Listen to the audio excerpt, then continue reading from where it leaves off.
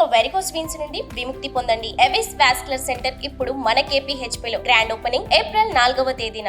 నమస్తే, welcome to Suman TV. ఆంధ్రప్రదేశ్లో రాజకీయం హోరాహోరీగా సాగుతోంది.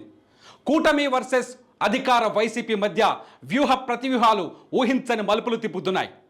అయితే నియోజకవర్గాల్లో ఓటర్లు ఎవరి వైపు ఉన్నారు?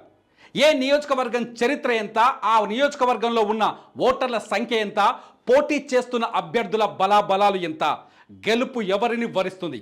ఈ అంశాన్ని మీ ముందుకు తీసుకొస్తుంది సై 2024.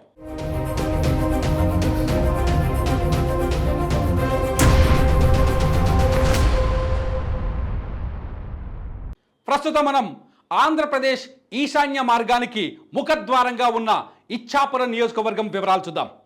ఇచ్చాపురంలో అన్ని రాజకీయ పార్టీలకు ఇచ్చాపురం సెంటిమెంట్. ఏ రాజకీయ పార్టీ విజయ యాత్ర అయినా ఇచ్చాపురంలోనే ముగిసింది. ప్రతి రాజకీయ పార్టీ విజయ యాత్ర ఇచ్చాపురం నుంచే మొదలైంది. మరి ఇచ్చాపురం ఓటర్లు ఏమనుకుంటున్నారు? ఇచ్చాపురంలో ఓటరి నారి ఎలా ఉంటుంది? ఇచ్చాపురంలో పోటీ చేస్తున్న నాయకులు ఎవరు? ఆ వివరాలు ఇప్పుడు చూద్దాం. ఇచ్చాపురంలో మొత్తం ఓటర్ల సంఖ్య 2,61,715 ఉంది. ఇవాల్టి వరకున్న డేటా ప్రకారం మొత్తం ఓటర్ల సంఖ్య 2,61,715. ఇక్కడ పురుష ఓటర్లు 1,29,343గా కనిపిస్తున్నారు. ఇకపోతే మహిళా ఓటర్లు ఇచ్చాపురంలో కీలకంగా కనిపిస్తున్నారు.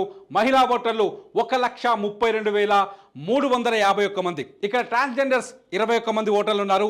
ఇచ్చాపురంలో గెలుపుని ఫలితాన్ని నిర్ధారించేది మహిళా ఓటర్లు అనేది మనకు చాలా స్పష్టంగా కనిపిస్తుంది. పురుషులతో పోలిస్తే దాదాపు 5,000 మంది మహిళలు ఎక్కువగా ఉన్నారు. మహిళలు ఎవరిని డిసైడ్ చేస్తే వాళ్ళే విజేతగా నిలిచే అవకాశం చాలా స్పష్టంగా కనిపిస్తోంది. మరి ఇచ్చాపురం నుంచి ఈసారి ఎన్నికల బరిలోకి దిగుతుంది ఎవరు? ఒకసారి చూద్దాం. ఇచ్చాపురం నుంచి అశోక్ బెందలం ఈసారి 3వసారి ఎన్నికల బరిలోకి దిగుతున్నారు.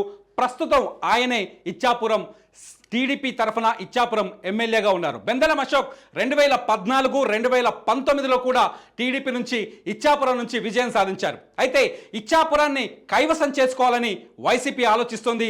ఇచ్చాపురం సీట్ని చాలా కీలకంగా తీసుకుంది. అందుకని ఈసారి ఇచ్చాపురం నుంచి పెరియా విజయను ఎన్నికల రణరంగంలోకి దించింది. పెరియా విజయకు వైసీపీ సీటు కేటాయించింది. పెరియా విజయ ప్రస్తుతం శ్రీకాకుళం జిల్లా పరిషత్ చైర్మన్గా పనిచేస్తున్నారు.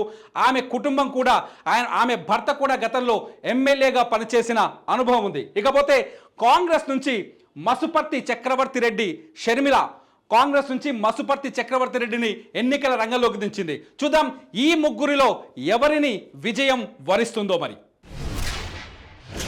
గత ఎన్నికల్ని 2019 ఎన్నికలు చూస్తే ఇచ్చాపురం రిజల్ట్ ఎలా ఉందో ఒకసారి చూద్దాం. ఇచ్చాపురంలో అశోక్ బెందలం ప్రస్తుతం సిట్టింగ్ ఎమ్మెల్యేగా ఉన్నారు. అశోక్ బెందలానికి మొత్తం ఓటర్లు గత ఎన్నికల్లో మొత్తం 79,992 ఓట్లు పోలయ్యాయి. అది 47.5%.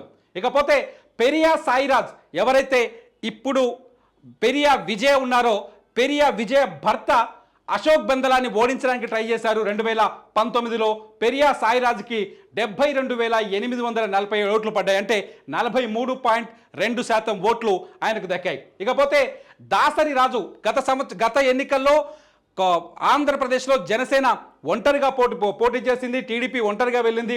జనసేన ఒంటరిగా పోటీ చేసింది. జనసేన తరఫున దాసరి రాజును ఎన్నికల బరిలోకి దించారు. దాసరి రాజు 11,123 ఓట్లను సాధించారు. ఇది మొత్తం ఇచ్చాపురంలో జరిగిన పోలింగ్లో 6.6%. ఇచ్చాపురంలో గెలుపును నిర్ధారించింది. బెందలం అశోక్ వచ్చిన మెజార్టీ ఎంత అని ఒకసారి చూస్తే 7,145 ఓట్లు. అంటే 4.14% తేడాతో బెందలం అశోక్ ఇచ్చాపురాన్ని కైవసం చేసుకున్నారు. ఈసారి పోటీ హోరాహోరీగా కనిపిస్తోంది. ఇచ్చాపురంలో ప్రధానంగా ఉద్దానం సమస్య ఈసారి ఎన్నికల్లో కీలకమైన పరిణామాలు చూపించే అవకాశం కనిపిస్తుంది. ఉద్దానం సమస్యని ఆధారంగానే ఓటింగ్ జరిగే అవకాశం కనిపిస్తుంది. సుమన్ టీవీలో మీ పర్సనల్ అండ్ బిజినెస్ ప్రమోషన్స్ కోసం కింది నెంబర్కి కాంటాక్ట్ చేయండి.